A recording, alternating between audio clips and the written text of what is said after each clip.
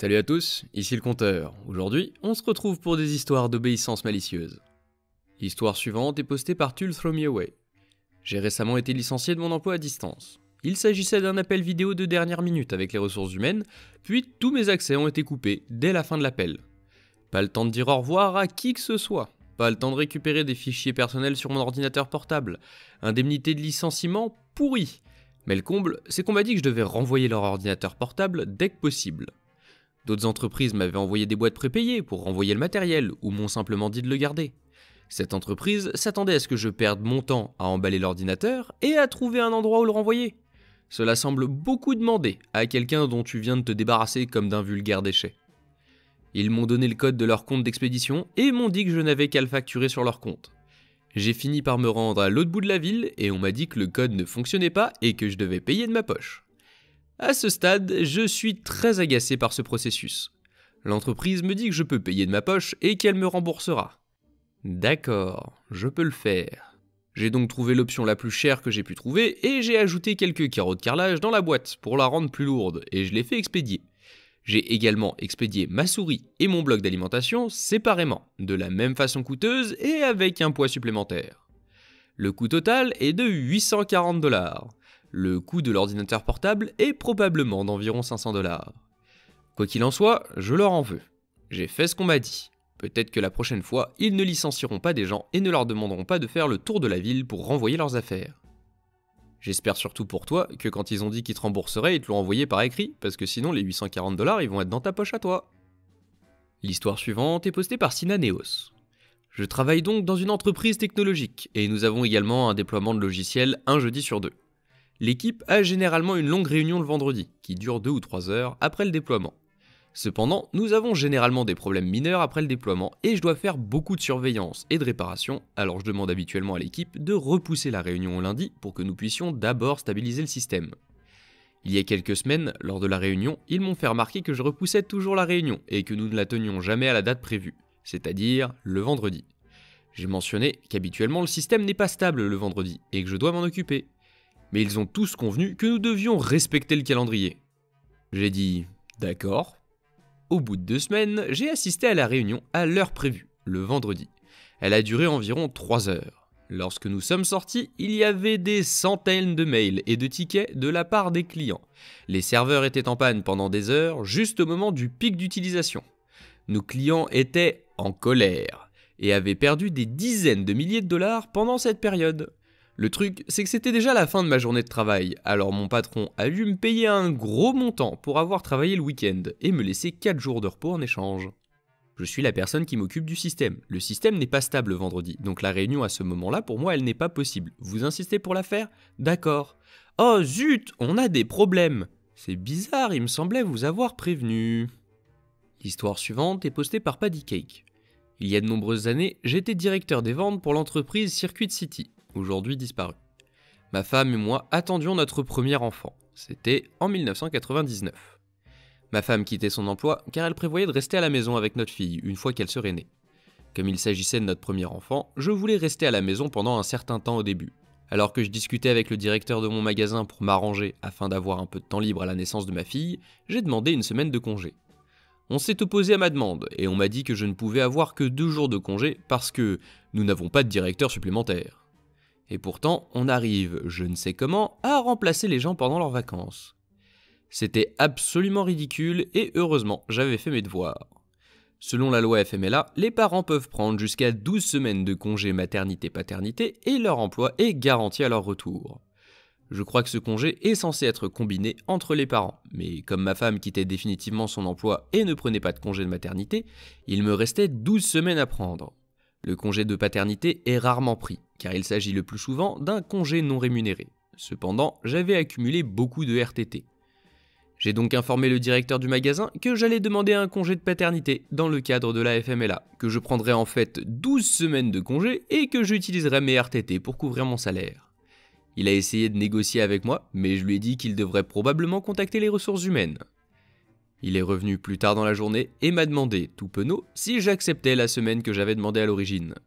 Je lui ai répondu que j'accepterais 2 semaines ou 12 et que le choix lui appartenait. J'ai fini par accepter 2 semaines et ce directeur de magasin a appris que, même si j'étais jeune à l'époque, je n'allais pas me laisser faire et que les demandes raisonnables devaient être raisonnablement acceptées. Ta fille va naître et tu veux prendre une petite semaine de congé pour passer du temps avec elle? Comment le magasin va tourner sans toi? Moi je peux pas dormir dans mon bureau si t'es pas là. L'histoire suivante est postée par Cookiners. Ma femme et moi avons acheté notre première maison début 2021, au moment idéal. Notre maison se trouve dans un quartier plus ancien, mais c'est une nouvelle construction. Avant la construction de la maison, ce n'était qu'un terrain envahi d'arbres et de buissons. Nous avons acheté notre maison et le jardin avait besoin de travaux. Il y avait environ 30 mètres de profondeur de jardin avec laquelle nous pouvions nous amuser, mais pas plus dû à la prolifération de vignes, de buissons, de petits arbres, de bambous et j'en passe. Pour vous donner un peu de contexte, notre terrain a la forme d'un parallélogramme. Il ne va pas tout droit comme un rectangle. Notre jardin est en quelque sorte en angle. Ma femme et moi avons travaillé dur pour commencer à le nettoyer. Il s'est avéré qu'il nous restait 7,50 m de terrain au fond pour nous amuser une fois que nous avons enlevé toutes les saletés. Nous avons commencé par le centre et nous l'avons nettoyé, puis nous avons commencé à travailler sur la broussaille des côtés. Nous sommes arrivés chez notre voisin de gauche et nous avons trouvé notre piquet d'arpentage, alors nous nous sommes arrêtés là. Nous avons commencé de l'autre côté, et après quelques jours de travail, nous sommes arrivés au bout et avons découvert une clôture en patchwork de notre voisin de droite. Cette clôture n'était constituée que de branches d'arbres et d'objets plantés dans le sol. Il nous restait encore un bon 4,50 m pour atteindre notre autre piquet, mais comme nous n'avions pas encore rencontré ses voisins ni parlé avec eux, nous avons décidé de nous arrêter là pour l'instant, car il commençait à faire froid et nous ne voulions pas marcher sur les plates-bandes de nos nouveaux voisins. Quelques mois plus tard, c'est le printemps. Cette clôture en patchwork était tombée depuis longtemps, et les branches et autres choses avaient été enlevées. Je commence à tondre ma pelouse, et je tonds de mon piquet de devant en diagonale jusqu'à l'endroit où se trouve mon piquet de derrière, que je peux voir assez clairement à travers les broussailles. Je commence à couper les broussailles, et j'en ai fait la plus grosse partie à la fin de la journée. Je fais un énorme tas au fond de mon jardin, et une entreprise vient le lendemain pour enlever ce que j'ai tondu. Il y en a pour 4 chargements de camions. La semaine suivante, je vais couper mon gazon et je constate qu'il y a des pierres et des bâtons déposés à l'intérieur de mon jardin, à peu près à mi-chemin, et que cela remonte jusqu'à l'endroit où se trouvait la clôture en patchwork d'origine. Je suis curieux de savoir pourquoi mon voisin les a mis là. J'ai donc commencé à faire des recherches.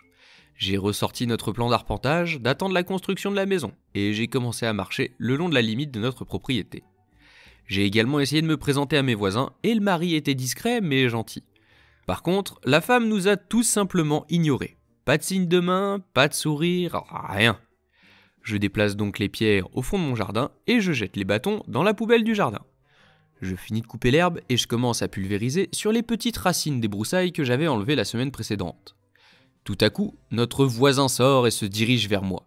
Il me dit « Hé, juste pour que tu saches, tu as enlevé nos plantes d'intimité qui nous aidaient à nous cacher des gens derrière nous. Je ne sais pas si vous pensiez que votre jardin s'étendait jusque-là ou quoi, mais ça, c'est notre jardin. » Je lui dis « Eh bien, notre arpentage montre que la distance entre ces deux piquets à l'arrière devrait être de 35 mètres, ce qui est ce que j'ai obtenu quand je les ai mesurés. De plus, lorsque j'ai mesuré la distance entre les piquets avant et les piquets arrière, ces deux nombres étaient également à peu près exacts. Tout correspond donc à notre étude. » « Eh bien, ma femme travaille pour la ville, et ils peuvent voir exactement où se trouvent les parcelles, et ma parcelle va jusqu'ici. » Tout en pointant du doigt environ 4,50 m dans mon jardin. Je lui dis que nous pouvons partager le coût d'un arpentage s'il le souhaite, mais il n'est pas intéressé et rentre à l'intérieur. Je continue à faire mes trucs dans mon jardin. 2 semaines passent et je vais à nouveau couper l'herbe. Il y a maintenant des briques, des roches, d'autres branches, de la peinture en aérosol pour jardin et des drapeaux à 4,50 m dans mon jardin. Je suis maintenant vraiment irrité. Je frappe à la porte sans obtenir de réponse, bien qu'ils soient tous les deux à la maison. Je le sais parce que je les voyais par la fenêtre lorsque je coupais l'herbe. J'ai aussi vu qu'ils me regardaient via la caméra de la sonnette.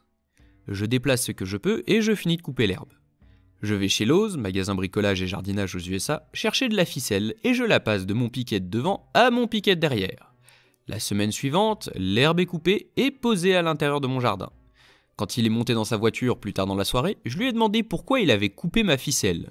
« Ma tondeuse a dû passer dessus !»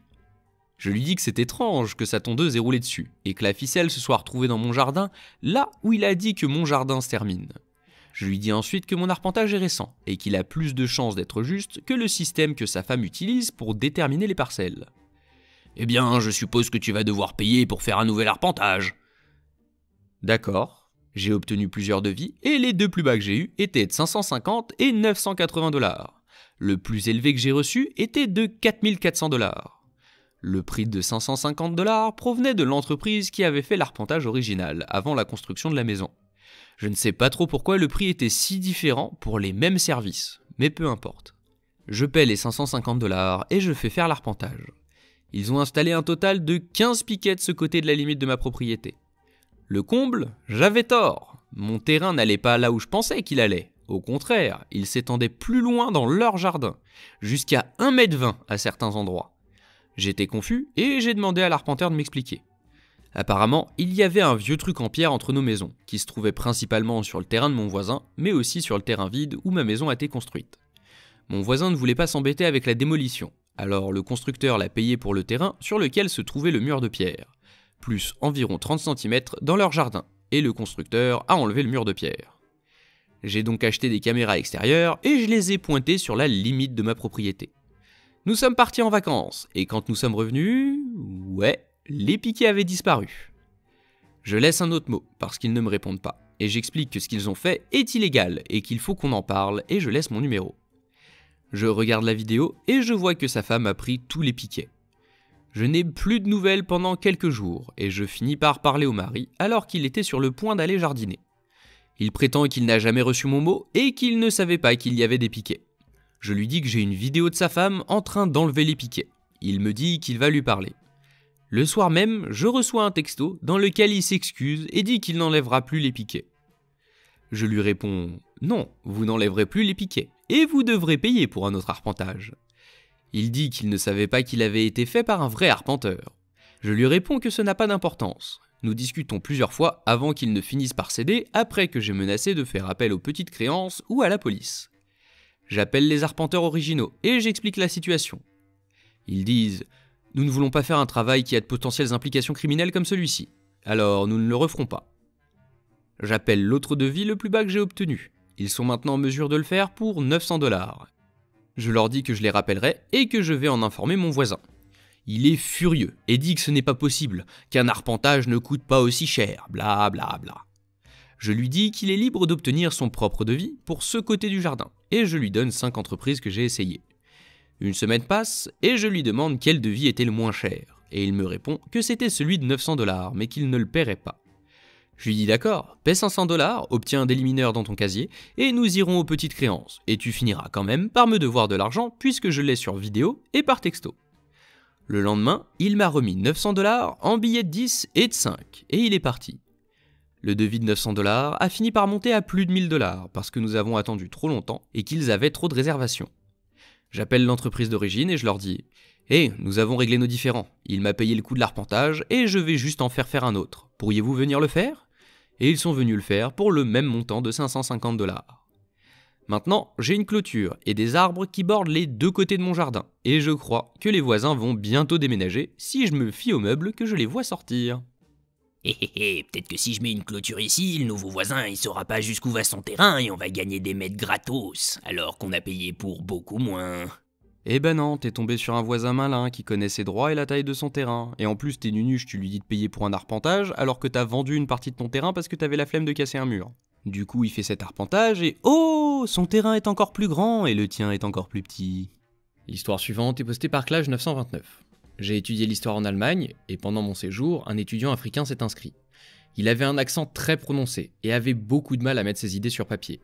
Alors, lorsqu'il devait rendre un devoir, il a demandé au professeur s'il pouvait le rédiger en anglais, où il avait beaucoup plus de facilité à s'exprimer. Le professeur ne voulait pas admettre que son anglais était plutôt mauvais. Il a donc fait référence aux directives de l'université, qui stipulaient que, à l'exception des études de langue, tous les devoirs devaient être rédigés en allemand ou en latin. Le professeur était loin de se douter que l'étudiant africain en échange était en fait scolarisé dans un monastère jésuite. Il a donc rendu son devoir dans un latin parfait. Comme le professeur s'était spécialisé dans l'histoire moderne, il a eu besoin de l'aide d'un professeur de latin pour noter le devoir. Les directives de l'université ont été modifiées 1 an plus tard. Les devoirs en latin ne sont plus acceptables que pour ceux qui étudient le latin. L'histoire suivante est postée par Tenebrous Sunshine. Un peu de contexte, mon mari est très bricoleur. Avant Covid, il avait déjà rénové plusieurs maisons pour s'amuser, c'est ce qu'il aime faire. Et il s'est familiarisé avec une tonne de codes de construction. Pendant le Covid, il semble que tout le monde ait soudainement acheté des maisons à rénover par ennui, et que les prix aient grimpé en flèche. Alors, il a mis cela de côté. Il s'est donc mis à faire des réparations et des améliorations dans la maison, à construire des clôtures, etc. dans le quartier. Pour mieux comprendre les règlements de l'association de propriétaires du quartier, il s'est joint au comité d'architecture de l'association de propriétaires. Grâce à cela, il a appris tout ce qu'il y avait à savoir sur ce qui était autorisé et ce qui ne l'était pas, sur le fonctionnement du processus, sur la façon de contourner les règles, etc. En bref, mon mari est très bien informé sur ce qu'il fallait faire et ne pas faire, sur les divers codes de construction du quartier et ceux de la ville. Nos voisins ont décidé qu'ils allaient commencer à aménager leur jardin, et je suppose qu'ils avaient l'intention de rendre leur jardin aussi semblable au nôtre que possible. Le problème, c'est que même si nous sommes voisins, notre terrain est très différent. D'une part, derrière notre maison, il y avait un tas de broussailles et de pins à environ 1 mètre du lac qui se trouve à l'arrière de la maison. Nous n'avons pas eu à faire grand chose pour débroussailler la zone, mais les broussailles sur leur terrain représentaient environ 1/3 de leur jardin. Je dirais 3 mètres de l'eau. De plus, en raison de la disposition des maisons dans notre rue, le terrain forme naturellement une petite vallée, où la maison à notre droite est au sommet, nous sommes au milieu, et les 2 maisons suivantes sont au fond, avant que la vallée ne remonte très rapidement. La première chose que les voisins ont faite, c'est d'abattre tous les arbres qui se trouvaient dans leur jardin. Ce n'étaient pas non plus de petits arbres, mais des arbres d'une hauteur de 4 étages ou plus. Le voisin et la voisine discutaient des plans du jardin lorsque mon mari a mentionné en passant qu'il était surpris que la ville ait donné la permission d'abattre autant d'arbres. Dans notre ville, il faut demander à un arboriculteur de donner la permission d'abattre tout arbre de X mètres de haut. Le voisin a d'abord dit que ce qu'il faisait dans son jardin ne regardait pas la ville, puis il a dit à mon mari de se mêler de ses affaires. Bon, d'accord. Ensuite, ils ont commencé à monter le mur de soutènement pour le mettre au niveau de notre propriété, ce qui fait environ 2 mètres à 2,50 mètres de haut. En fait, ils n'ont fait qu'empiler un tas de parpaings. Mon mari a demandé avec inquiétude si leur paysagiste avait déjà fait un tel mur de soutènement et si la ville l'avait approuvé. La ville dit que si un mur de soutènement fait plus de 1,50 m de haut, il faut faire venir un ingénieur en structure. Le voisin a répété que ce qu'il faisait dans son jardin ne regardait pas la ville et que mon mari devait se mêler de ses affaires. Pendant qu'ils remplissaient leur jardin pour le mettre au niveau du nôtre, les paysagistes déversent toute la terre, le gravier et le sable dans la rue, bloquant un peu plus de la moitié de la route.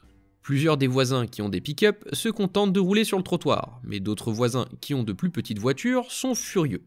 Avant que mon mari ne puisse demander s'il pouvait mettre la terre et le sable dans leur allée plutôt que sur la route, comme tout le monde, le voisin a dit à mon mari d'aller se faire cuire un œuf. Bon, d'accord. Mon mari les a laissés continuer à travailler et n'a pas dit un mot lorsqu'ils ont commencé à construire une clôture de 3 mètres de haut, ce qui est contraire au règlement de l'association de propriétaires. Les clôtures ne pouvaient pas être plus hautes que 2 mètres. Entre le fait qu'ils aient commencé les travaux 6 jours par semaine avant 7 h du matin et qu'ils aient bloqué la route, je suppose que quelqu'un en a eu assez. La prochaine chose que j'apprends, c'est que les représentants de la ville sont sortis et ont mis un gros panneau dans leur jardin pour leur dire que toute construction devait être interrompue jusqu'à nouvel ordre. Ce n'était pas nous, mais mon mari a appris par le comité d'architecture que quelqu'un s'était plaint du bruit et du blocage de la route à l'association de propriétaires, qui est venu enquêter, a vu tout ce qu'ils avaient fait et les a dénoncés à la ville. Ils ont reçu une forte amende pour chaque souche d'arbre que l'agent municipal a trouvé. L'ingénieur en structure a déclaré que leur mur de soutènement n'était pas solide et devait être refait, qu'il devait faire l'objet d'inspections régulières pendant sa construction. L'association de propriétaires leur a également dit que non seulement ils devaient enlever leur clôture de 3 mètres de haut, mais qu'en plus, comme ils n'avaient pas obtenu d'autorisation préalable et qu'il ne s'agissait pas d'une conception approuvée, l'association de propriétaires leur a infligé une lourde amende. Au départ, les voisins se sont attaqués à nous pour les avoir dénoncés, mais nous leur avons dit que ce n'était pas nous, car rien de ce qu'ils faisaient ne nous affectait. Nos enfants se lèvent tôt, alors même commencer avant 7 h ne nous dérangeait pas. Mon mari a alors dit qu'ils avaient essayé de les avertir que cela se produirait, mais le voisin lui avait dit d'aller se faire cuire un œuf et de s'occuper de ses affaires, alors c'est ce qu'il a fait. L'aménagement paysager avait commencé le Black Friday et a été arrêté durant 3 semaines, pendant qu'ils, je suppose, ont réglé les choses avec la ville et l'association de propriétaires. Leur jardin n'est toujours pas terminé. Eopi nous a posté une petite mise à jour avec quelques détails. Je tiens vraiment à dire que ce n'est pas nous qui avons appelé l'association de propriétaires ou la ville. Nous l'avons simplement laissé faire, mais il a énervé beaucoup de voisins. Lorsqu'il a abattu ses arbres, il a fait démarrer les tronçonneuses et les broyeuses à 6h45. Et le Bobcat, un mini bulldozer, était utilisé dès 7 h du matin, 6 jours par semaine. D'autres voisins ont essayé de lui demander de mettre la terre dans son allée plutôt que dans la rue, et il leur a dit de se mêler de leurs affaires. Et quelques personnes se sont emportées contre lui lorsque leur voiture a glissé, peu après que les pluies aient transformé la terre restante en boue. Le bus scolaire aurait aussi pu facilement se plaindre à quelqu'un, car c'était un gros obstacle pour lui. Il y a aussi d'autres choses qu'il a faites dans son jardin, et pour lesquelles nous ne l'avons pas prévenu, et pour lesquelles il a été réprimandé. Et oui, d'après ce que j'ai entendu, les amendes pour les arbres étaient plutôt douloureuses. Et une deuxième mise à jour pour vous montrer à quel point ces voisins sont des voisins en or que tout le monde veut avoir. Non, vraiment, ce n'était pas nous. Bien que je ne vais pas mentir, nous avons failli les dénoncer lorsqu'ils ont enlevé le magnifique chêne dans leur jardin, installé un mat de drapeau de 6 mètres et un drapeau des Chicago Bears. Mon mari ne supporte pas cette équipe, mais nous nous sommes quand même tus, et ce mat de drapeau a été enlevé environ une semaine plus tard. Encore une fois, cela aurait pu être l'association de propriétaires ou la ville qui l'aurait remarqué d'elle-même, ou un voisin qui l'aurait signalé, parce que le bruit qu'il faisait toute la journée et toute la nuit était horrible. Qui veut un voisin dangereux et pénible? Un mur de soutènement qui tient pas, c'est un glissement de terrain, des arbres abattus, bon à la limite, j'ai envie de dire c'est son terrain, mais effectivement normalement tu demandes la permission, surtout si l'arbre il fait l'équivalent de 4 étages de haut.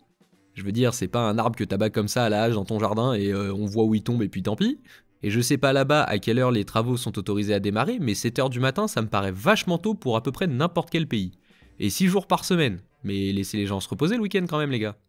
Imaginez, vous réveillez au doux bruit d'une tronçonneuse et d'une broyeuse à bois. Le rêve. Et le gars, il est vraiment seul au monde. Ah, j'enlève de la terre, du gravier et du sable. Mettez tout ça sur la route, c'est pas grave, ça gênera personne. L'histoire suivante nous est postée par une abonnée qui veut rester anonyme. Alors voilà, autant que je partage un peu à tout le monde cette histoire de dingue. Pour commencer, je suis illustratrice en freelance. Je ne gagne pas des milliards par mois, il m'arrive d'avoir des fins de mois difficiles encore. Mais je m'en sors bien. Et heureusement, la grande majorité des clients sont compréhensifs et bienveillants quand je dois modifier certaines choses qu'on avait prévues ensemble sur un dessin. Sauf une mère qui était particulièrement têtue. Tout commence avec une femme d'une 50aine d'années qui voulait faire plaisir à sa fille qui fêtait ses 21 ans. Elle savait que cette dernière était particulièrement fan de mon travail et voulait que je refasse cette photo de sa fille dans mon style artistique. Au début, j'étais extrêmement flatté et motivé à le faire. Et puis j'ai commencé à montrer des esquisses et les brouillons pour montrer l'avancée du projet ainsi qu'être d'accord sur ce que je faisais. Autant vous dire que la mère n'était pas particulièrement fan de mon style artistique. Elle se plaignait que les brouillons étaient moches, sans blague, que je faisais les yeux trop ronds ou les têtes trop grandes et que les couleurs étaient trop pétantes et que tout ceci n'était pas suffisamment réaliste. Pour information, mon style de dessin est plutôt manga, avec effectivement des ombres dynamiques et des couleurs fortes. Je peux effectivement comprendre que cela ne plaît pas à certaines personnes et qu'en tant qu'artiste, tu es censé t'adapter. Mais je trouve ça idiot de vouloir passer commande avec mon style pour en avoir un autre totalement différent. Très honnêtement, si je ne savais pas que c'était le cadeau d'anniversaire pour une jeune fille, je l'aurais envoyé balader depuis longtemps. Mais j'ai décidé de fermer ma bouche et de juste continuer à essayer d'être diplomate avec la mère, tout en essayant de garder ma patte artistique. Jusqu'à la dernière et 7e photo. Visiblement, ça devait se passer pendant une soirée mousse. Très honnêtement, c'était une super belle photo. La jeune fille était vraiment en train de s'éclater, sourire aux lèvres avec les cheveux dans le vent, les bulles et la mousse tout autour d'elle. Ça donne une ambiance très rétro-wave avec le violet et le rose des lumières des rétroprojecteurs.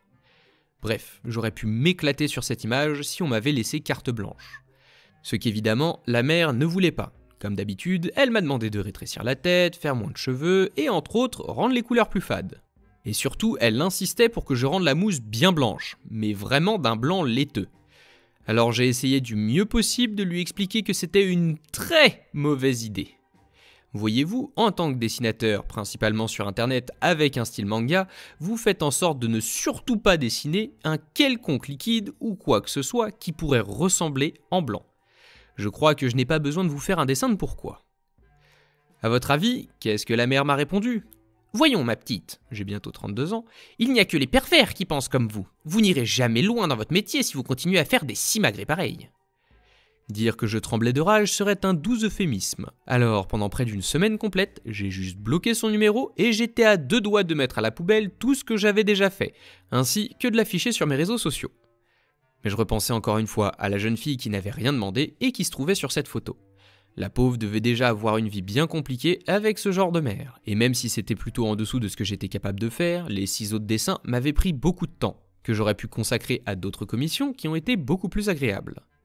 Alors j'ai fait le dernier dessin en prenant en compte son avis, en faisant en sorte de respecter chacune des annotations qu'elle m'avait dites, mais en voulant un tout petit peu limiter la casse en rendant la mousse autour de son visage et de ses cheveux semi-transparente. Et j'ai retiré toutes mes signatures sur les autres dessins. Et puis j'ai envoyé un dernier message lui faisant comprendre qu'elle devait me payer, sinon je n'hésiterais pas à lui mettre une plainte aux fesses pour non-paiement de mes honoraires. Elle a évidemment essayé de contester et de baisser beaucoup le prix, tout en essayant de me dénoncer comme étant une arnaqueuse à l'URSSAF. Spoiler alerte, je suis déclaré là-bas et tout à fait en règle, et si elle essaie quoi que ce soit, c'est elle qui perdrait bien plus d'argent que la commission en cours. Parce qu'en plus, je lui ai présenté une grille de commission. Je lui ai aussi fait signer un contrat montrant qu'elle devait me verser un paiement à la fin. Donc, elle a fini par accepter de le faire, même si elle a baissé le montant de près de 180 € pour non-respect des délais, prévus dans le contrat. Et puis, évidemment, elle m'a bloqué, ce qui m'allait très bien. Je l'aurais probablement fait si elle ne m'avait pas devancé. Et évidemment, je n'ai pas posté sur mes réseaux cette commission. Je voulais juste ne plus jamais entendre parler de cette histoire. C'est ce qui s'est passé jusqu'à 10 mois plus tard, où je reçois une nouvelle demande en message privé d'un nouveau compte sur Twitter avec évidemment une pièce jointe avec une de mes œuvres. C'était la jeune fille sur les photos. Elle a commencé très poliment et en s'excusant du temps qu'elle me prenait, qu'elle voulait juste savoir ce qui s'était passé avec la commande de sa mère. Alors je lui ai juste montré les screenshots que j'avais faits. Quand j'ai commencé à sentir que les échanges commençaient à devenir houleux, je me suis préparé, au cas où elle voudrait me diffamer. Elle m'a bombardé de messages d'excuses. Oui, la jeune fille que je vais appeler Sonia était définitivement l'inverse de sa mère, et m'a expliqué comment s'est passée la remise de son cadeau. Sa mère a fait imprimer les dessins que je lui ai faits pour en faire des posters, non sans ajouter un filtre qui a rendu les couleurs encore plus fades. Sonia a cru que c'était un mensonge, vu comme cela semblait être en dessous de ce que je faisais d'habitude. En plus, il n'y avait pas de signature et je n'avais rien posté sur mes réseaux. Finalement, elle ne les a jamais accrochés, croyant qu'il s'agissait probablement d'une IA en plus de les trouver moches. Mais le pire, c'est quand la mère en question a décidé de les poster sur ses réseaux, toujours avec le filtre, le jour de l'anniversaire de Sonia, tout en taguant sa fac ainsi que tous ses amis, et évidemment, parce que c'était à prévoir, le dessin de la soirée mousse a fait sensation, dans le mauvais sens. Car le filtre avait enlevé l'opacité de la mousse et rendait un aspect très jus d'homme, donc les commentaires étaient remplis de ce genre de remarques. En fait, c'était pratiquement 90% des commentaires. La mère était juste outrée, et au lieu d'évidemment supprimer le post ou faire bloquer certains mots évidents, elle n'a pas pu s'empêcher de les afficher comme étant des pervers, ce qui a attisé le feu et attiré les trolls. En bref, Sonia s'est pris des dommages collatéraux immenses. Je vous passe les détails, mais c'était monstrueux. Elle n'a pas eu d'autre choix que supprimer tous ses réseaux, ainsi que les images où l'on voyait sa tête, parce que certaines personnes de sa fac s'amusaient encore à modifier le dessin pour rajouter des zizi autour de sa tête et de sa bouche. Ils l'ont aussi fait sur la photo originale, et de la partager sur les réseaux de la fac. Oui, c'est allé aussi loin que ça, j'ai vu les images. Alors Sonia n'a pas vraiment eu d'autre choix que de supprimer toute sa présence sur les réseaux, de prendre les identifiants de sa mère et de supprimer cette publication. Et elle a juste voulu me contacter pour savoir si c'était effectivement moi à la base de cette commission, et essayer de savoir ce qui s'était réellement passé. Dire que j'avais de la peine pour cette Sonia serait un euphémisme. En fait, j'étais tellement peiné pour la pauvre que j'ai fait jouer certains de mes contacts. Disons que j'ai quelques-uns de mes amis qui sont très doués pour supprimer une image d'un ordinateur et de certains réseaux. Quand elle a vu ce que j'avais fait, elle était plus que reconnaissante et voulait me payer la somme qui a été retirée par sa mère. Oui, Sonia était véritablement un ange, alors j'ai décidé de lui faire un cadeau. J'ai repris la photo de base et j'ai décidé de faire un dessin, mais cette fois en allant à fond dans mon style et le rendant le plus beau possible. Et évidemment, je n'ai pas fait la mousse blanche et j'ai fait extrêmement attention. Puis je l'ai fait imprimer en poster et envoyer à son adresse, celle de sa mère vu que j'ai le reçu de la facture, avec un mot disant « Joyeux anniversaire en retard ». Tout ceci gratuitement et refusant l'argent qu'elle m'avait proposé. J'ai littéralement eu les larmes aux yeux quand Sonia m'a envoyé une vidéo d'elle à côté du poster, le sourire jusqu'aux oreilles. C'est pour ce genre de moment que j'adore mon métier. Oh, ma fille adore cet artiste. Alors pour son anniversaire, je vais lui offrir des dessins de cet artiste, mais des dessins faits à ma façon. Histoire suivante est postée par Technos. Il y a des années, un des clients de mon employeur a décidé d'installer un nouveau bureau à Fort Wayne, dans l'Indiana, et j'ai été choisi pour y passer 3 semaines afin d'aménager les nouveaux locaux. Un autre gars, Dave, du bureau de Chicago d'une autre division, a également été choisi pour ce travail. Je n'avais jamais travaillé avec Dave auparavant, mais dès le début, je ne l'ai pas beaucoup aimé. Il n'avait jamais moins de 15 minutes de retard, il traînait comme un zombie, et je l'ai surpris à s'assoupir plus d'une fois au cours de la première semaine sur le site.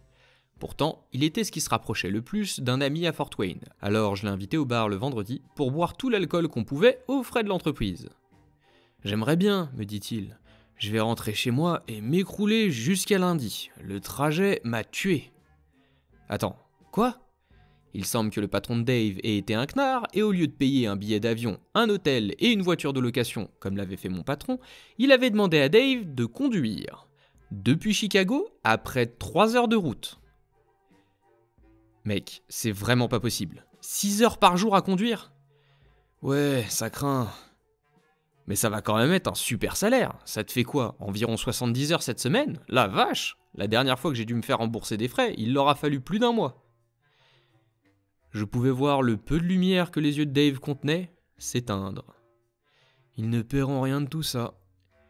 En entendant cela, j'ai appelé mon patron, qui était aussi perplexe que moi. S'il avait travaillé pour notre division, il aurait au moins été payé pour son temps de trajet et ses dépenses. Et nous étions tous les deux presque sûrs qu'il s'agissait d'une règle de l'entreprise et non de quelque chose que les divisions individuelles pouvaient choisir de ne pas respecter. Malheureusement, ni moi ni mon patron n'avions voix au chapitre, et aucun de nous ne connaissait le droit du travail de l'Illinois ou de l'Indiana. Alors tout ce que nous pouvions faire était de conseiller à Dave de conserver ses reçus pour le fisc et de se plaindre au RH. Le lundi, Dave était à nouveau en retard. Au bout d'1 heure, je me suis inquiété, et j'ai appelé son téléphone portable. « Je viens de passer portage, je fais un bon temps tout compte fait, je devrais être là dans environ 2 heures. » Dave avait l'air parfaitement heureux. Alors j'ai pensé qu'il avait dû s'arrêter à son bureau avant de partir pour une raison ou une autre. D'accord Dave, à tout à l'heure. Lorsque Dave est arrivé, un peu après 11 heures, la première chose qu'il a faite a été de prendre une pause de 15 minutes. Le trajet a été long, je comprends. Nous avions encore une bonne partie de la journée devant nous, et après la pause, Dave s'est enfin mis au travail en démarrant son ordinateur. Il s'était à peine connecté qu'il s'est levé et a annoncé qu'il prenait son déjeuner. Ok, il se passe quelque chose, mais je n'avais pas la moindre idée de ce que c'était. Après le déjeuner, Dave s'est enfin mis au travail et a passé 20 bonnes minutes à lire des mails avant de passer me voir. Je vais prendre mon 2e quart d'heure de pause maintenant, puis je rentre à la maison. Quoi? Dave souriant comme un fou. Ne t'inquiète pas, j'ai parlé aux ressources humaines pendant le week-end. Je n'ai pas vu Dave le mardi. Son téléphone portable restait sans réponse, et ni mon patron, ni moi n'avions réussi à savoir pourquoi. Nous n'avons pas fait beaucoup d'efforts. Ce n'est ni notre zoo, ni notre singe après tout. Idem pour le mercredi, mais peu importe, il est probablement juste malade. Et puis jeudi, je vois Dave, avant le travail, au buffet du petit déjeuner de l'hôtel. « Dave, je commençais à m'inquiéter quand tu n'es pas venu ces 2 derniers jours. » Dave a ri un peu, et après avoir rempli nos assiettes de mauvais œufs brouillés et de saucisses brûlées, il m'a raconté une histoire. Le lundi, le client avait remarqué qu'il arrivait en retard, qu'il ne travaillait pas et qu'il partait tôt, et il avait appelé notre entreprise pour se plaindre. Dave, à son tour, a été convoqué à une réunion disciplinaire avec son patron et le service local des ressources humaines, qui était prêt à le licencier pour avoir soumis 32 heures supplémentaires non effectuées la semaine précédente, et ne pas avoir travaillé du tout la veille. Dave a dit qu'ils étaient sérieux eux aussi. L'un des gars de la sécurité de l'immeuble a interrompu la réunion pour livrer une boîte contenant les effets personnels de son bureau. Dave avait pourtant un atout, enfin 3 as.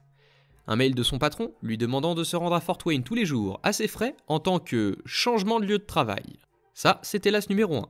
Un mail des ressources humaines de l'entreprise lui disant que même s'il n'était pas tenu de faire des heures supplémentaires, il devait signaler toutes les heures supplémentaires effectuées, y compris les déplacements en voiture vers ou depuis un client. Ça, c'était l'as numéro 2. Et une page du manuel de l'employé de sa division, ça, c'était l'as numéro 3, qui couvrait les pauses payées hors site. Il les a ensuite informés qu'il ne ferait plus d'heures supplémentaires, et après 3 heures de route, 1 heure et demie de pause et 3 heures de retour, il ne lui restait plus qu'une demi-heure par jour pour faire du vrai travail. Moins, en fait, si la circulation était mauvaise. Oh, et les ressources humaines de l'entreprise étaient prêtes à le soutenir sur ce point. Il venait de leur parler avant la réunion. Il leur a fallu 3 secondes pour réaliser qu'ils étaient dans la mouise, et me voilà de retour au travail. Et comme tout a été réservé à la dernière minute, je suis dans une suite avec jacuzzi, et ma voiture de location est une foutue Cadillac. Y a vraiment des patrons qui abusent. Quand tu demandes de faire un truc pareil, j'espère que t'es prêt à faire exactement la même chose. Genre si jamais Dave y tombait malade, est-ce que le directeur se taperait les 3 heures de route pour se taper la journée complète de boulot pour se retaper les 3 heures de route retour ? Je pense qu'on sait tous ici que ça serait pas le cas. L'histoire suivante est postée par Abeille Touanou. Je travaille comme caissier dans une épicerie militaire. La façon dont nous constatons la preuve d'appartenance est en scannant la carte d'identité du client à la caisse. Nous avons la possibilité de contourner cette procédure pour les travailleurs qui ne sont pas dans l'armée, mais seulement pour les articles qui seront consommés sur place. Maintenant que le contexte est posé, passons à l'histoire. Lors d'une journée calme, j'ai décidé de prendre ma pause avec quelques minutes de retard, car la plupart de nos caissiers étaient déjà en pause. Dès qu'il y en a eu suffisamment qui sont revenus pour que mes collègues ne soient pas trop gênés par mon absence, je ferme et je remets ma caisse. Apparemment, la personne qui récupère nos caisses n'a pas apprécié, car elle a commencé à marmonner que nous prenions des pauses quand nous le voulions. J'aimerais vous faire remarquer que non seulement 6 caissières sont revenues de leur pause, mais que nous n'avons eu que 3 clients au cours de l'heure écoulée.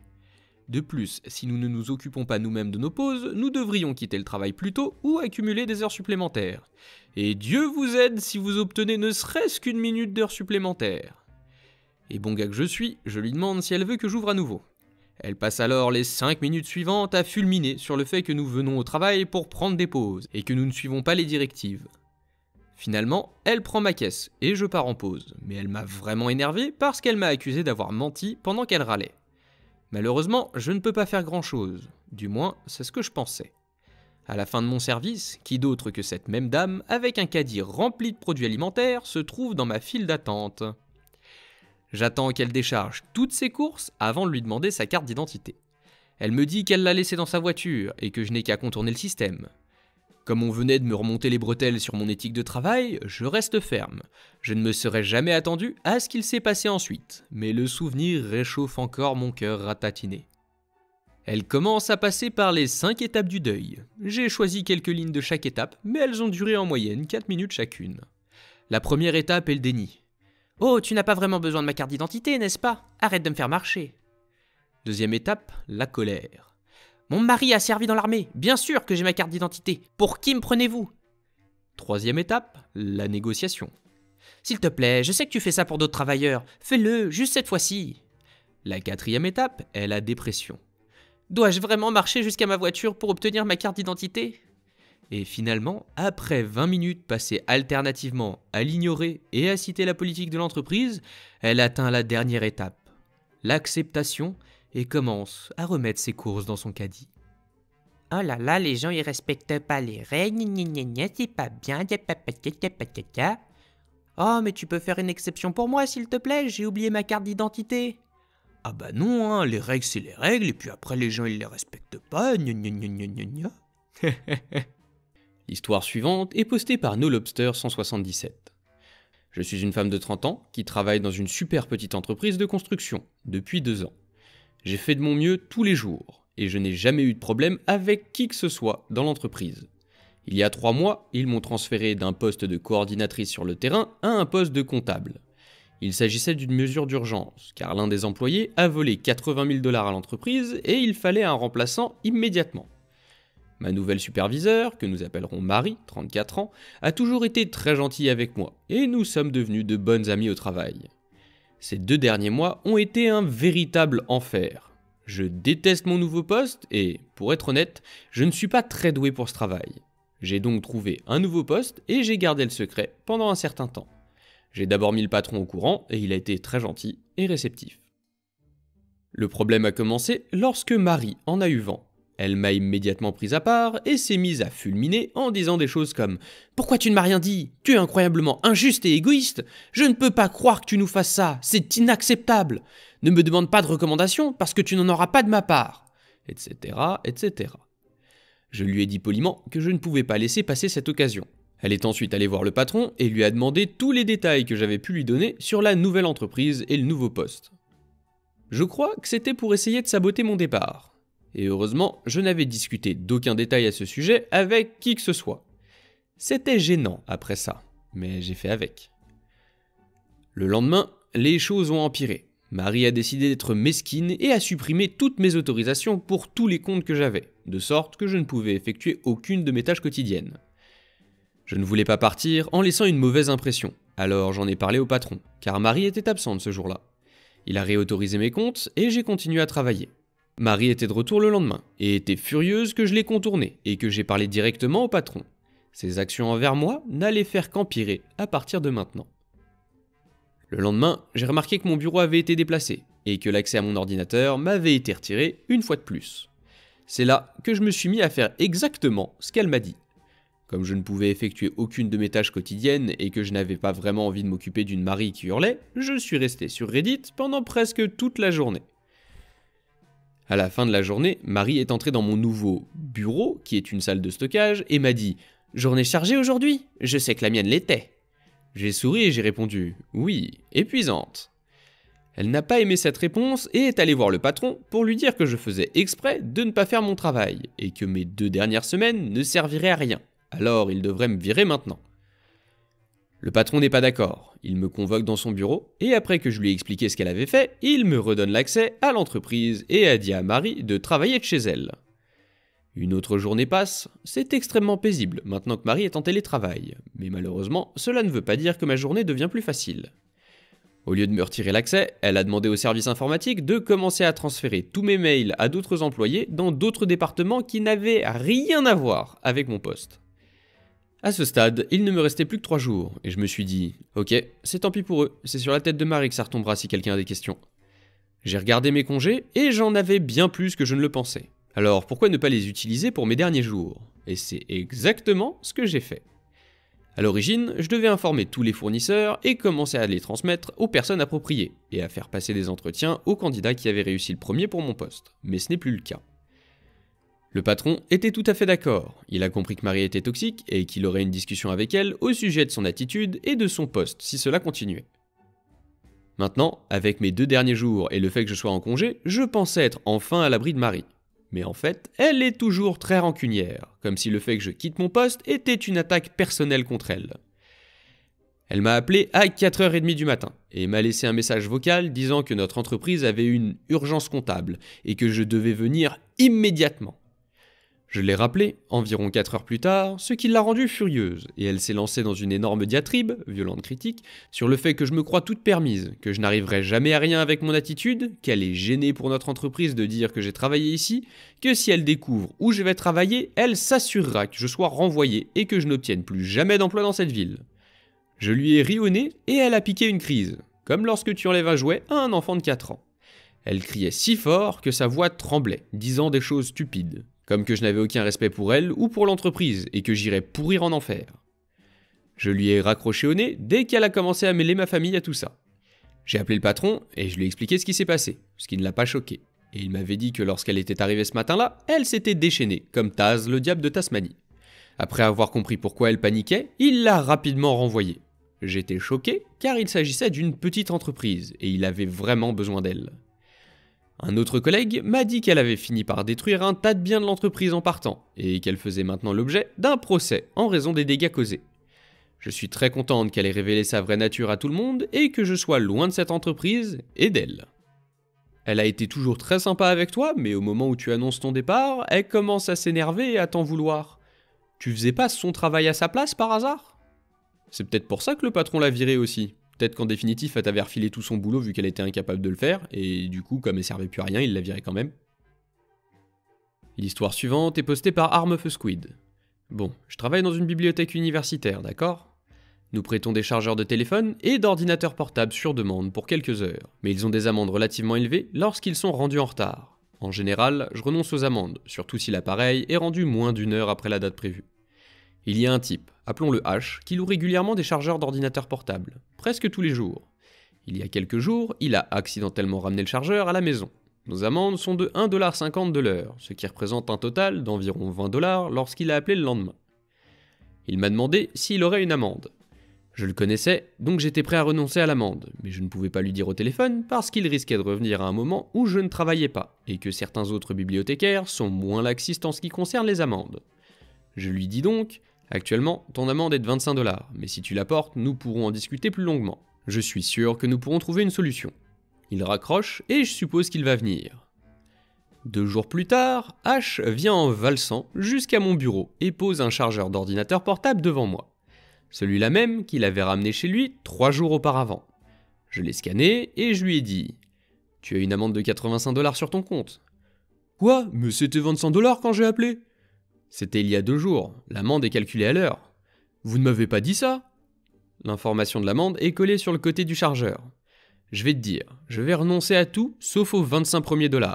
D'accord? Tu n'auras qu'à payer l'amende que tu pensais payer. Mais le gars au téléphone m'a dit qu'il annulerait l'amende. Je ne lui ai pas dit ça. Je renonce à 60 $, tu n'auras donc à payer que 25 $. Je veux parler à ton manager. À ce stade, je dois mentionner que nous ne sommes pas exactement autorisés à annuler les amendes, mais comme la bibliothèque ne peut pas faire la différence entre une amende annulée par un manager et une amende annulée par un employé, j'ai été généreux. Si je fais venir mon manager, tu devras payer l'intégralité de l'amende. Je veux lui parler. Je fais donc venir mon manager. Après avoir écouté H, mon manager dit carrément: c'est une amende de 85 $, est-ce que ce sera en liquide ou par carte? Il a bredouillé et est sorti de la bibliothèque. Mais ce n'est pas grave, il ne peut juste pas emprunter de livres ou obtenir un diplôme tant que l'amende n'est pas payée. C'est la vie.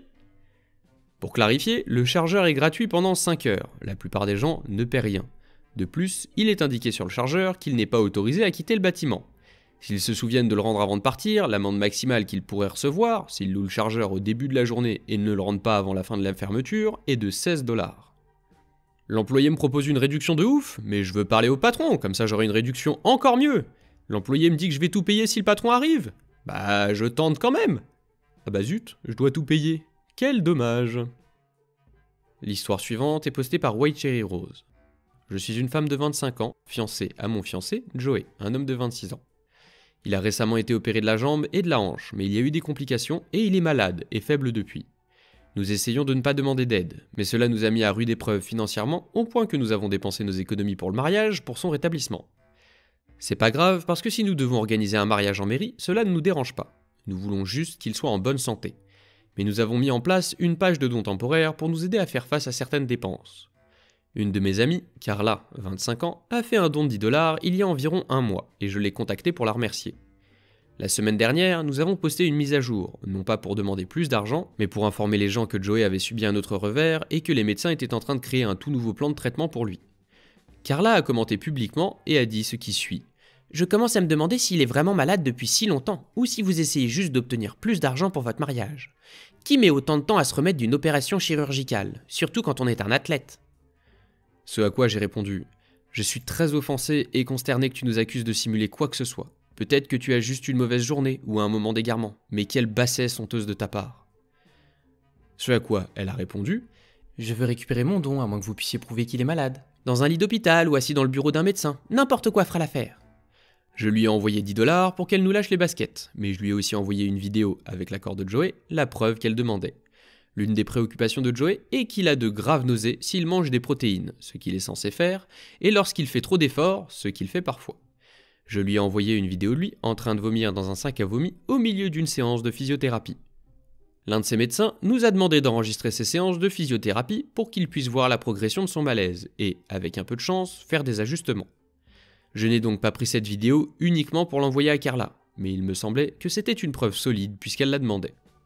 Elle m'a dit « Pourquoi t'as fait ça? Je souffre d'hémétophobie. » Peur du vomi, je ne le savais pas. « Et cela m'a vraiment choqué. J'espère que tu es contente de toi. J'ai l'impression d'avoir été traumatisée. » Je lui ai répondu « Bah maintenant t'as 10 $ de plus pour traiter ce traumatisme en thérapie. » Ah, avec des amis comme ça, qui a besoin d'ennemis? L'histoire suivante est postée par Invisi Bouni. Il y a quelques années, alors que j'étais à l'école à la recherche d'un emploi, j'ai obtenu un entretien dans une entreprise pour du travail de bureau. Classer, répondre au téléphone, fixer des rendez-vous, etc. J'avais hâte de trouver un emploi de bureau au lieu d'un emploi dans la vente ou dans la restauration rapide. Le bâtiment avait de grandes fenêtres qui donnaient sur le parking, de sorte qu'on pouvait voir les voitures arriver et se garer. J'entre dans le parking et je me gare.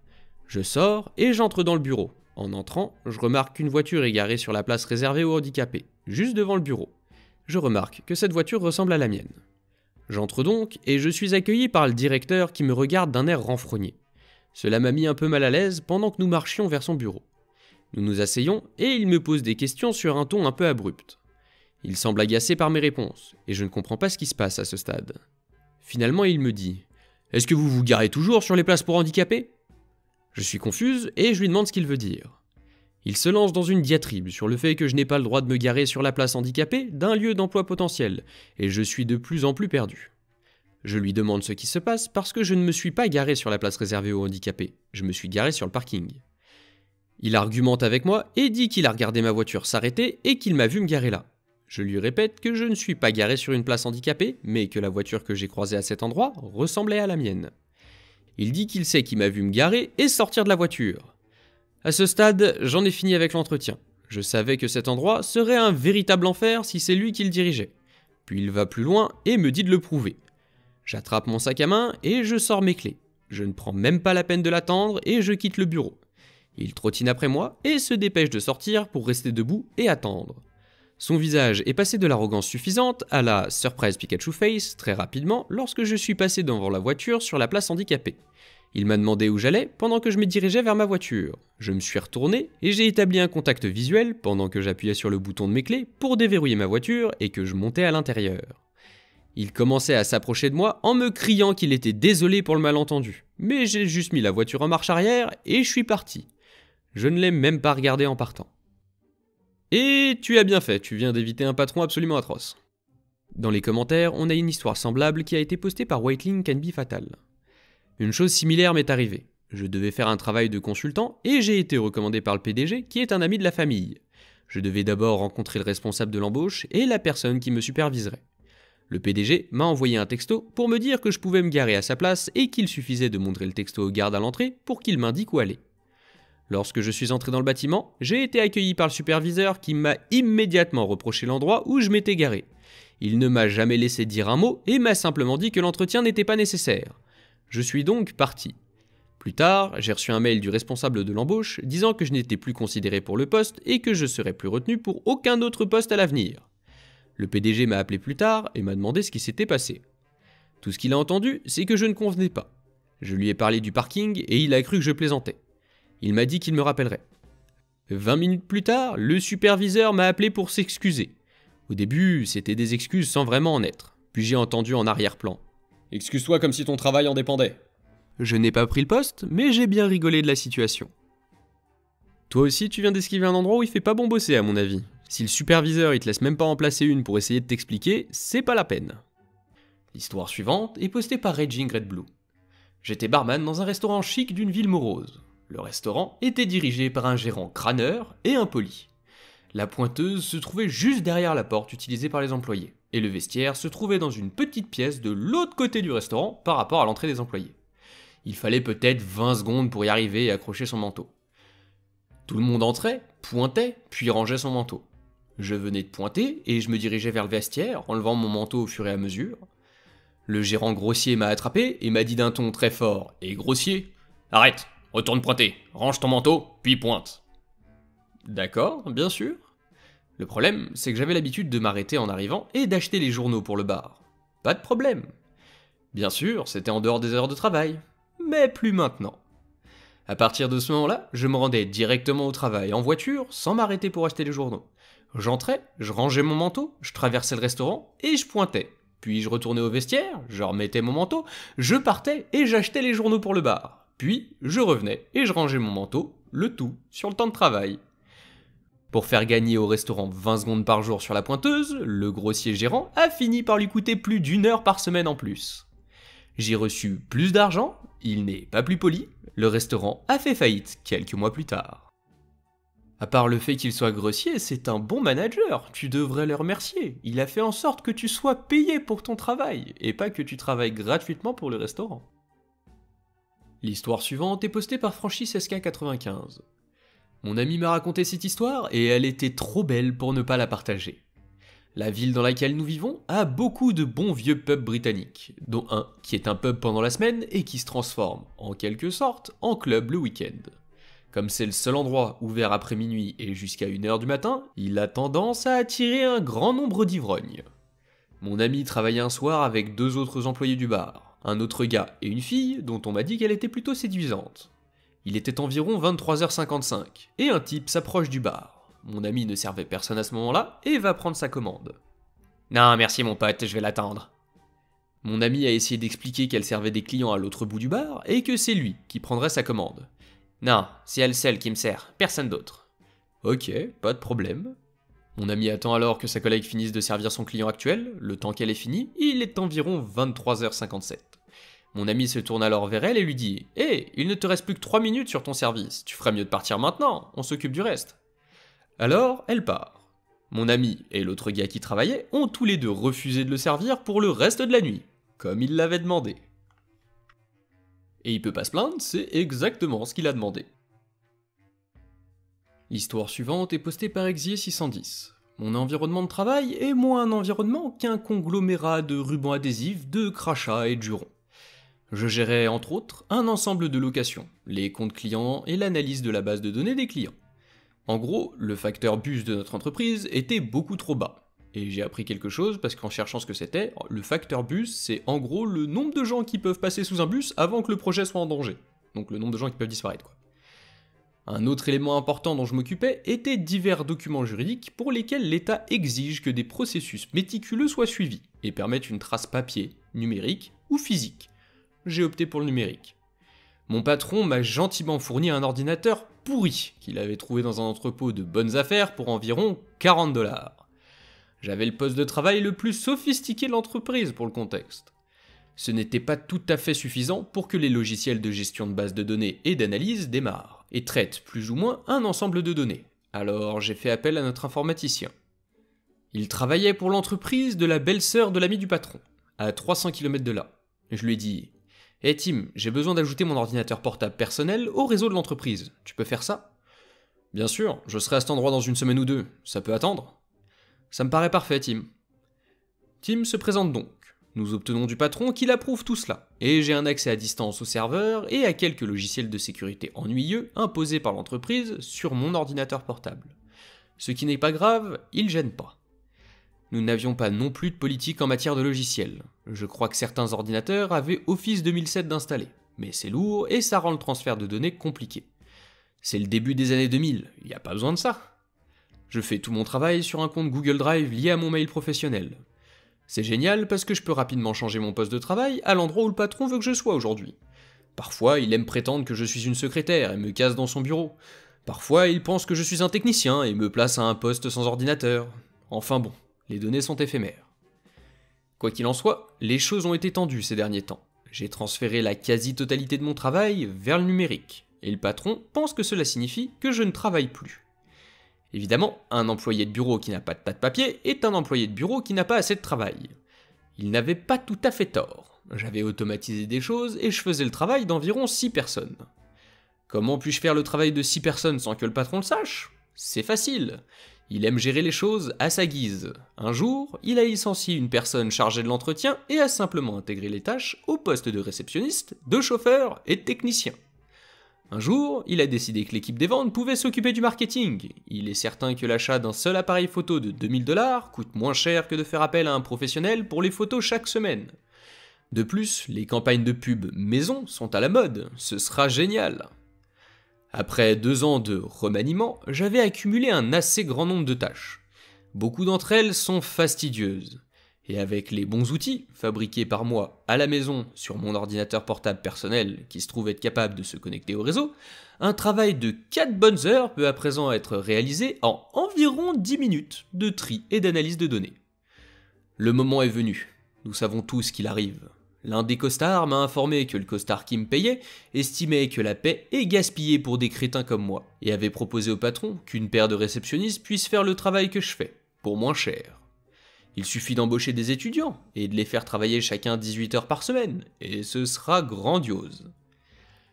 Sachant cela, j'ai tout sauvegardé sur mon compte Google Drive personnel, mais je n'ai, bien sûr, rien supprimé de celui de l'entreprise. Comme je l'ai dit, l'État a un intérêt direct dans ces processus, et je savais au fond de moi qu'on ne pouvait pas faire confiance à l'entreprise pour la tenue des dossiers. Je ne voulais pas avoir à payer pour cela dans 6 ans, alors j'ai gardé une copie. Je me suis dit que tout se passerait bien. On me convoque dans le grand bureau pour une réunion. Il y a trop de costards. Mon supérieur me regarde de travers. Ce n'est pas une surprise. Je m'assure soigneusement de cliquer sur « Se déconnecter de tous les emplacements » sur mon compte Google, et je range mon ordinateur portable dans ma voiture avant de monter à l'étage. La réunion commence avec le patron qui dit « Eh bien, mon petit ». Oui, il m'appelle mon petit. Comme je n'ai pas 60 ans, je suis manifestement un enfant. « Eh bien, mon petit, je suis triste de te dire que j'ai eu tort. Je n'aurais pas dû t'embaucher. Tu es renvoyé. » Eh bien, c'était brutal et impoli. Alors je me lève, je tends la main au-dessus de la table et je me prépare à le remercier pour ces dernières années. « Pas si vite. Assieds-toi, nous avons des choses à nous dire. » Quoi ? Je m'assois un instant, sous le coup d'un bref choc. L'adrénaline commence à monter et le bout de mes doigts est froid. Le patron commence à me dire ce qu'il attend de moi. Contact, état des comptes, explication des écarts sur les comptes AR, documentation sur les intérêts de l'État. Tout ce que, en tant qu'employé compétent, j'aurais pu imprimer et poser son bureau en quelques instants. Mais j'ai accepté le fait qu'il a commencé la réunion en disant que j'étais viré. Là où je vis, chacun de nous peut mettre fin à la situation d'emploi pour n'importe quelle raison. Il m'a donc légalement licencié. Je lui oppose « Eh bien, patron, je ne me sens pas particulièrement à l'aise pour accéder à votre réseau, puisque je ne suis pas un employé. » Il a explosé. Pensez à Karen, une Karen millionnaire atteinte du syndrome du petit frère qui veut être John Wayne, mais qui ressemble un peu trop au gros cousin de Smokey l'ours pour obtenir le rôle. Son explosion a été violente. Il y avait de la salive partout. Je vous épargnerai les détails sur la façon dont il m'a traqué jusqu'à ma voiture et a exigé que les employés forment une barrière. Il m'a appelé plusieurs fois. Ils sont tombés sur la messagerie vocale pendant que je conduisais jusqu'à un hotspot Wi-Fi public. J'ai soigneusement retiré mon ordinateur portable de leur réseau.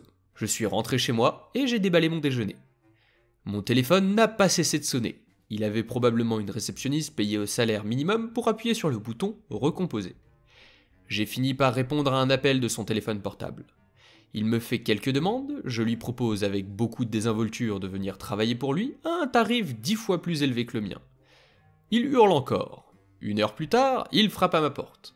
Je ne veux pas m'occuper de ça. Je sais qu'il a un pistolet chargé dans sa voiture. Encore une fois, un cow-boy. Et j'insiste sur le boy, un petit garçon. Les policiers l'escortent et j'envoie par mail une copie de mes images de sécurité au policier qui est intervenu. Il me remercie. L'entreprise n'est pas en faillite, bien sûr. Le patron est millionnaire et il a très prudemment perdu des dizaines de milliers de dollars par an en exploitant son entreprise. Il a peut-être perdu un peu plus dans l'intervalle. Mais ce n'est pas ce qui me préoccupe. Ce qui me préoccupe, c'est de toucher mon chômage. Et comme vous ne le savez pas, j'ai été licencié quelques jours avant le début de la sélection des cours d'automne à l'université. Je décide donc de suivre quelques cours de maîtrise. J'ai mon bac depuis un certain temps. Autant faire un peu plus d'études aux frais du patron. Les cours se déroulent bien et je passe le semestre du printemps en douceur, en puisant dans mes économies. Et comme vous ne le savez pas, la pandémie survient.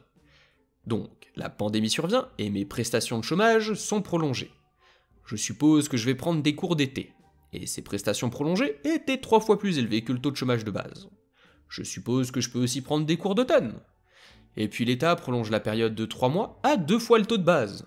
J'ai marqué la date d'inscription de la session d'hiver sur mon calendrier. Le patron m'appelle ce matin. Je le remercie timidement de m'avoir licencié sans raison il y a 1 an, et je lui fais savoir que j'ai fini sur le tableau d'honneur le semestre dernier. Il me dit d'aller me faire cuire un œuf, qu'il m'a appelé pour accepter mon offre. Il m'embauchera à 5 fois mon tarif pour lui donner des informations. Je lui rappelle, le marché n'était-il pas 10 fois mon tarif ? Va te faire cuire un œuf, 5 fois, c'est trop, je n'ai besoin de toi que pour un après-midi. Eh bien, j'y réfléchis, mes allocations chômage se terminent dans 1 semaine ou 2, alors je vais le faire, je vais passer un contrat avec toi. Je veux 20 fois plus que ce que je gagnais, 40 heures minimum, payé à l'avance. Oh, et un cahier des charges écrit. Je ne fais que le travail dont tu dis avoir besoin pendant les négociations. Ah, mais va te faire cuire un œuf, je te donne 5 fois et 1 journée de travail, et c'est tout. Non, merci patron. Je dois retourner aux cours pour lesquels vous payez. Merci encore. Je raccroche. Il rappelle 1 heure plus tard. Quelques instants avant que je ne commence à écrire ces lignes en fait. C'est en fait sa fille, la contrôleuse de l'entreprise. Elle dit qu'elle a raisonné le patron.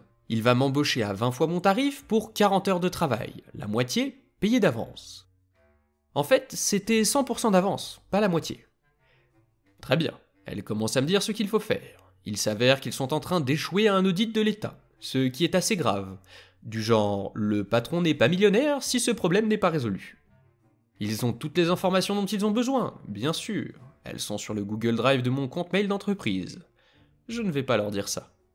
Une fois qu'il m'aura payé pour la moitié d'1 année de travail, je me ferai un plaisir de passer l'heure qu'il faudra pour transférer toutes les données dont il a besoin sur une clé USB. Attendre jusqu'au lundi de la semaine prochaine, puis la remettre à sa réceptionniste. Vraiment, cet homme n'aurait pas pu être plus gentil. Il a déjà pris en charge le fait que j'aille à l'université à plein temps pendant plus d'1 an. Et il est sur le point de prendre en charge 2 autres semestres. Je devrais lui offrir un gâteau. Faudra penser effectivement à lui envoyer une lettre de remerciement ou une petite vidéo du jour où t'as ton diplôme. L'histoire suivante est postée par Army MP Sides. Quand j'étais en terminale, au lycée du Middle Tennessee, nous avions une zone fumeur pour les élèves. C'était en 1990. Alors oui, je suis vieux. Mes filles m'ont d'ailleurs demandé de poster cette histoire ici. Quoi qu'il en soit, j'étais un bon élève et j'avais une excellente réputation au sein du corps enseignant de cette école, d'environ 2000 élèves. Pendant les cours, je fais une course pour un professeur lorsque je passe devant la zone fumeur. C'est à l'extérieur, bien sûr, mais il est adossé à l'un des bâtiments et couvert d'un toit comme un abri de voiture. Il y a une grande poubelle en métal au milieu, et elle est en feu. Ce n'est pas un incendie violent, mais c'est quand même un incendie. Les flammes commencent à sortir de la poubelle et il y a beaucoup de fumée. Je décide que je n'ai pas besoin de déclencher l'alarme incendie, mais il est clair que je dois demander à un membre du personnel d'éteindre ce feu. Il n'y a personne dans les parages, alors je me dirige rapidement vers le bureau du proviseur. En entrant rapidement, je vois la secrétaire parler à un autre élève, alors je dis d'une voix forte « Madame Knight, il y a un... » C'est alors que le proviseur adjoint, dans le coin derrière Madame Knight, m'explique que nous attendons notre tour ici, et que je suis irrespectueux et bruyant, et que je dois rester là et attendre qu'on m'appelle. Et je suis resté là pendant que Madame Knight continuait à aider l'autre élève, tandis que monsieur le méchant proviseur adjoint me surveillait depuis le coin, comme un videur. Finalement, après quelques minutes, ce fut mon tour. Je me suis approché calmement du comptoir et j'ai dit « Madame Knight, la grande poubelle dans la zone fumeur est en feu. » Le proviseur adjoint a crié « Quoi ?» et est sorti de la pièce pendant que Madame Knight haletait. Je me suis retourné calmement et je suis retourné en classe. À votre avis, il s'est mis à penser quoi le proviseur adjoint quand Topi a dit qu'il y avait le feu? Si la vidéo vous a plu, pensez à laisser un like et à la partager, sans oublier de vous abonner si c'est pas déjà fait, et d'activer la cloche pour ne pas rater les prochaines. N'hésitez pas à laisser des commentaires, je les lis tous et ça me motive à continuer. Les plateformes de soutien sont en description si certains veulent me soutenir financièrement. C'était le Conteur, on se retrouve bientôt pour de nouvelles histoires.